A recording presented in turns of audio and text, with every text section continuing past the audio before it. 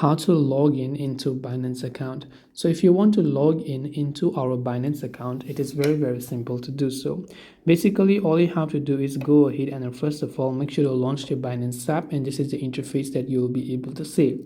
Once you log into your Binance application, you open the Binance app, sorry, and you want to log in. You want to go to the option called sign up or login that you can find there. After you've done that, normally if you don't have an account, you can create one from this page. But if you already have an account, in this case I suppose, you can go to this option called login. Once you go to the login option, you can choose to enter the email address and the phone number, and then just tap on the next button again. Once you tap on the next button, then you'll be able to go ahead and then basically enter your password right there. And once you enter your password, you will be successfully logged into your Binance account. I hope that this video really helped you. If you have got any further questions, feel free to also leave them down in the comment section below. As always, thank you very much for watching till the end of this tutorial, and see you soon in the next video.